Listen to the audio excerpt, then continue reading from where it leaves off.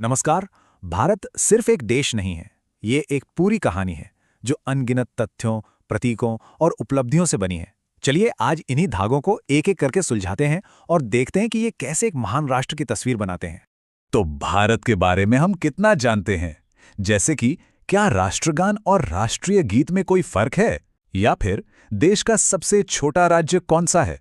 चलिए आज साथ मिलकर अपने ज्ञान को परखते हैं और कुछ नई मजेदार बातें जानते हैं। किसी भी देश को समझने के लिए सबसे पहले उसकी पहचान को समझना जरूरी है ना? और भारत की पहचान तो उसके प्रतीकों और उसकी गहरी विरासत में बसी हुई है। अक्सर लोग इसमें कंफ्यूज हो जाते हैं। भारत का एक राष्ट्रगान है और एक राष्ट्रीय गीत। राष्ट्रगान जनगण मन, जिसे लिखा है नोबेल पुरस्कार विजेता रवींद्रनाथ टैगोर ने, और वहीं हमारा राष्ट्रीय गीत है वंदे मातरम, जो बंकिम चंद्र चटर्जी की एक बहुत ही पावरफुल रचना है। दोनों ही हमारी विरासत का एक बहुत ही जरूरी हिस्सा है। पहचान सिर्फ गीतों में ही नहीं, बल्कि प्रकृति में भी है। हमारे जो राष्ट्रीय प्रतीक हैं, वो असल में देश की रिच बायोडाइवर्सिटी का सेलिब्रेशन है। जैसे हमारा राष्ट्रीय पशु बाघ, राष्ट्रीय पक्षी मोर, फूल कमल और फल आम। इतना ही नहीं, हमारा राष्ट्रीय पेड़ है बरगद और राष्ट्रीय जलीय जीव है गंगा नदी की डॉल्फिन। अब बात करते हैं राष्ट्रीय प्रतीक की। ये है सारनाथ का अशोक स्तंभ। पर ये सिर्फ एक निशान नहीं है।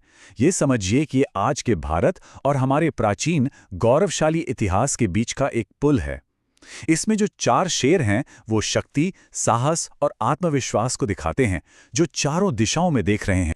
और इसी प्रतीक के ठीक नीचे संस्कृत में एक वाक्य लिखा है, हमारा राष्ट्रीय आदर्श वाक्य, सत्यमेव जयते, मतलब सिर्फ सत्य की ही जीत होती है।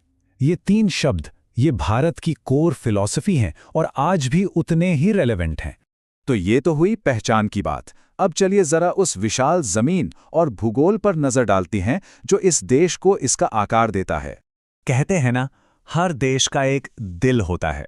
भारत के लिए वो दिल है नई दिल्ली। ये सिर्फ राजधानी नहीं है, बल्कि सत्ता और न्याय का भी केंद्र है। देश का सुप्रीम कोर्ट, जो कानून का सबसे बड़ा रखवाला है, वो भी यही है। तो ये जो इतना बड़ा देश है, ये बना है 28 अलग-अलग राज्यों से।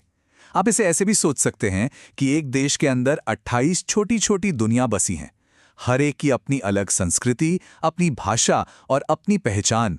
और इन 28 राज्यों के साथ-साथ 8 केंद्र शासित प्रदेश यानी यूनियन टेरिटरीज भी हैं। इन इलाकों पर सीधे केंद्र सरकार का शासन होता है। ये भारत के एडमिनिस्ट्रेटिव स्ट्रक्चर का एक जरूरी हिस्सा है। अब अगर एरिया यानी क्षेत्रफल की बात करें, तो सबसे बड़ा राज्य है राजस्थान। ये इतना बड़ा है कि थार रेगिस्तान का एक बड़ा हिस्सा इसी में आता है। और ये अपने रंगीन शहरों और शाही इतिहास के लिए तो मशहूर है ही। और फिर स्केल के दूसरे सिरे पर है गोवा, क्षेत्रफल के हिसाब से सबसे छोटा राज्य। सोचिए, एक तरफ राजस्थान का विशाल रेगिस्तान और दूसरी तरफ गोवा के खूबसूरत बीचेस। यही तो है भारत की इनक्रेडिबल ज्योग्राफिकल डाइवर्सिटी। भारत का भूगोल किसी महाकाव्य से कम नहीं है। यहाँ जीवन देने वाली गंगा नदी है, जो देश की सबसे लंबी नदी है। विशाल थार रेगिस्तान है, प्राचीन दक्कन का पठार है और उत्तर में हिमालय की ऊंची ऊंची चोटियां हैं। दुनिया की सबसे ऊंची चोटी माउंट एवरेस्ट भी यहीं है। तो सवाल ये उठता है कि इतने बड़े और डाइवर्स देश पर शासन चलता कैसे है? खैर, इसका जवाब हमें मिलता है हमारे शासन और संविधान की बुनियाद में। एक मॉडर्न रिपब्लिक के तौर पर भारत के जन्म की कहानी इन 3 तारीखों में छिपी है। पहली 26 नवंबर 1949, जब संविधान को अडॉप्ट किया गया। फिर 26 जनवरी 1950, जब यह पूरी तरह से लागू हुआ। इसी दिन तो हम रिपब्लिक डे मनाते हैं। और फिर 1951-52, जब दुनिया के सबसे बड़े लोकतंत्र ने पहली बार वोट डाला। और हाँ, हर महान देश के पीछे कुछ महान लोग होते हैं। भारत के मामले में वो थे डॉक्टर राजेंद्र प्रसाद, हमारे पहले राष्ट्रपति, जवाहरलाल नेहरू, हमारे पहले प्रधानमंत्री, और डॉक्टर भीमराव अंबेडकर, जिन्हें भारतीय संविधान का मुख्य निर्माता, आर्किटेक्ट माना जाता है। भारत की संसद के 2 सदन हैं, मतलब 2 हाउसेज। ये सरकार का लेजिस्लेटिव पार्ट बनाते हैं। एक है लोकसभा, जिसे लोअर हाउस भी कहते हैं, जहां सदस्य 5 साल के लिए चुने जाते हैं। और दूसरा है राज्यसभा, यानी अपर हाउस। किसी भी देश की कहानी सिर्फ उसके भूगोल या सरकार से पूरी नहीं होती। उसकी असली कहानी तो उसके इतिहास और उसकी उपलब्धियों में होती है। तो चलिए कुछ ऐसे ही खास पलों को याद करते हैं। आज़ादी की लड़ाई में शब्दों की ताकत बहुत बड़ी थी। बाल गंगाधर तिलक का वो नारा याद है, स्वराज मेरा जन्मसिद्ध अधिकार है और मैं इसे लेकर रहूंगा। ये सिर्फ एक नारा नहीं था, ये पूरी पीढ़ी के लिए एक कॉल टू एक्शन था। ठीक वैसे ही इनकलाब जिंदाबाद मतलब क्रांति अमर रहे। भगत सिंह ने इस नारे को लोकप्रिय बनाया और ये आज़ादी की लड़ाई की क्रांतिकारी भावना का सिंबल बन गया। आज़ादी के बाद देश के सामने एक बहुत बड़ी चुनौती थी, भुखमरी। और फिर आई ग्रीन रेवोल्यूशन। एमएस स्वामीनाथन की लीडरशिप में इस आंदोलन ने भारत के एग्रीकल्चर को पूरी तरह से बदल दिया। देश न सिर्फ आत्मनिर्भर बना बल्कि लाखों लोगों की जिंदगी भी बची। खेतों की कामयाबी के बाद बारी थी डेयरी सेक्टर की।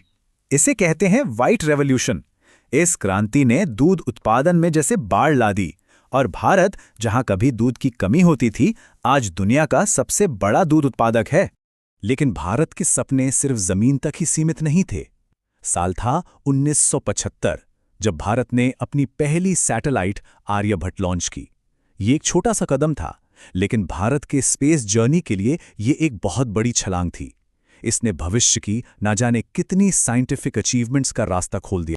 तो ये सारे प्रतीक, ये भूगोल, ये कानून और ये उपलब्धियां सब मिलकर आखिर क्या कहानी कहते हैं? ये सिर्फ फैक्ट्स नहीं हैं, ये एक रिजिलियंट देश के बिल्डिंग ब्लॉक्स हैं। ये एक ऐसी कहानी बताते हैं जो आज भी लिखी जा रही है। और सवाल यह है कि इसका अगला चैप्टर क्या होगा?